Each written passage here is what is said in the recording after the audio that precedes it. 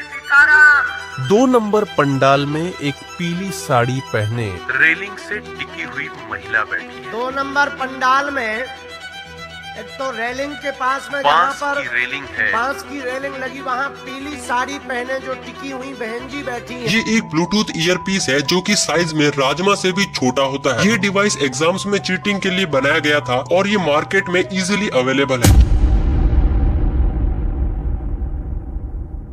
So hello guys, welcome back to this video. तो बिना वक्त गवाए शुरू करते हैं पार्ट 2। तो गाइज पार्ट 1 को देखकर आपको ये समझ आ चुका होगा कि ये पाखंडी फर्जी पर्चा बनाकर कैसे मासूम और भोली भाली जनता को बेवकूफ बनाता है। और अगर आप बिना पार्ट 1 देखे पार्ट 2 देख रहे हैं तो मेरा सजेशन है आपको पहले आप पार्ट 1 देखे, वरना पार्ट 2 पर ट्रस्ट करना आपके लिए थोड़ा मुश्किल हो सकता है। तो चलिए शुरू करते हैं। अगर आप इनके दिव्य दरबार के शोज कंप्लीट देखोगे तो आप नोटिस करोगे कि ये लाखों की भीड़ में से 10-12 लोगों को अलग अलग जगह से चुनते हैं, जिनमें मुख्य 3 तरह के लोग होते हैं। पहले वो जिन्हें नाम लेकर बुलाया जाता है, दूसरे वो जिन्हें आगे से रैंडमली बुलाया जाता है, और तीसरे वो जिन्हें पहनावे से या जो भीड़ में सबसे अलग दिख रहे होते हैं उन्हें बुलाया जाता है। इसके अलावा आप ये भी नोटिस करोगे कि जिन लोगों को पहनावे से या आगे से रैंडमली चुना जाता है उन्हें कभी भी नाम लेकर नहीं बुलाया जाता। और बाएं कंधे पर यानी बाएं हाथ के कंधे पर गमछा होगा। और बुलाएंगे भी कैसे जब तक नाम पता ना हो। ये सब मैंने आपको क्यों बताया, ये बात आपको आगे समझ आ जाएगी। तो बैक टू द पॉइंट, अगर आप धाम पर जा चुके हो तो आपको पता होगा कि वहाँ पर सिक्योरिटी के लिए PTZ 360 डिग्री CCTV कैमरास का यूज किया जाता है। जिन्हें नहीं पता उन्हें बता दूं, PTZ यानी कि pan tilt and zoom high quality CCTV camera है जो कि 360 डिग्री कहीं भी घूम सकता है और 10x से लेकर 100x तक हाई क्वालिटी में जूम कर सकता है, यानी कि 10 मीटर से लेकर 1 किलोमीटर से ज्यादा दूर तक देख सकता है। और इसका कंट्रोल पैनल धाम में मौजूद कंट्रोल रूम में होता है। कंट्रोल रूम में बैठी उनकी टीम ऐसे लोगों को चुनती है जो भीड़ में से अलग दिख रहे होते हैं। हाँ, सिर पर सफेद तौलिया, काला बैग लिए हुए दाढ़ी वाले।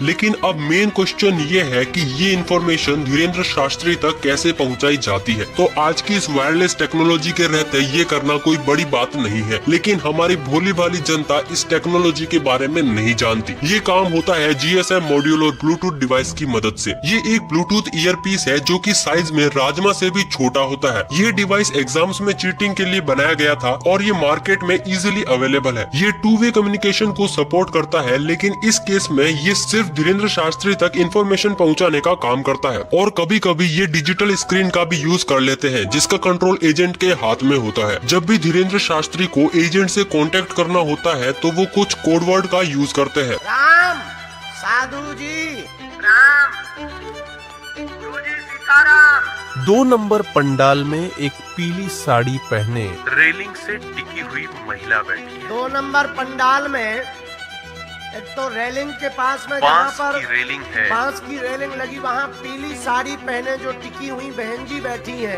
किसी को भीड़ में से सिर्फ उसके पहनावे के आधार पर बुलाना काफी ज्यादा कंफ्यूजिंग हो जाता है जब तक उसका नाम ना पता हो, क्योंकि बहुत सारे लोगों ने एक जैसे कलर के कपड़े पहने होते हैं। इसीलिए यही कारण है कि हमेशा भीड़ में से अलग दिखने वाले व्यक्ति को ही बुलाया जाता है। जैसे कि किसी ने सर पर तौलिया बांधा हो, काला चश्मा लगा रखा हो, या किसी ने हाथ में झंडा, नारियल, स्केच पकड़ा हो। हाँ, सिर पर सफेद तौलिया, दादा गुरुजी का चित्र लिए हुए विराजमान, गुलाबी रंग की शर्ट और सिर पर रूमाल बांधे। और जब तक एजेंट को कोई अलग इंसान नहीं मिलता तो ये आगे बैठे लोगों में से रैंडमली किसी को भी बुला लेते हैं।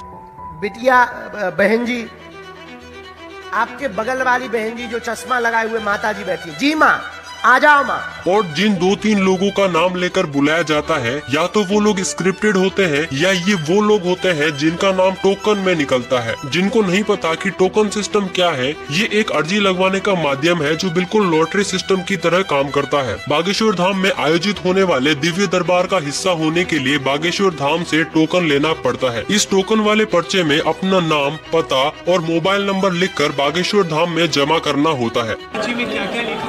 इसमें केवल नाम, नंबर और पता होता है। फिर सभी लोगों के पर्चों को एक जगह इकट्ठा कर कन्याओं के हाथों से पर्चों को चुना जाता है और दिव्य दरबार से पहले एक लिस्ट जारी होती है और ऐसे लोगों को एक दिन पहले फोन करके सूचित किया जाता है। इसके बाद इन पर्चियों के नाम से हर व्यक्ति को फोन पहुंचेगा कार्यालय द्वारा, और जो तारीख उन्हें दी जाएगी उस तारीख पे उनका पर्चा बनाया जाएगा। अब बचा प्रेत दरबार का राज, तो मुझे नहीं लगता कि इसको राज कहेंगे। इस पर एक्सप्लेनेशन देकर मैं आपका और मेरा कीमती समय बर्बाद नहीं करना चाहूंगा, क्योंकि इस पर ऑलरेडी काफी वीडियोस यूट्यूब पर मौजूद है जो प्रूफ के साथ ये बताते हैं कि ये सब स्क्रिप्टेड है। लेकिन फिर भी आपकी तसल्ली के लिए एक क्लिप मैं भी दिखा देता हूँ।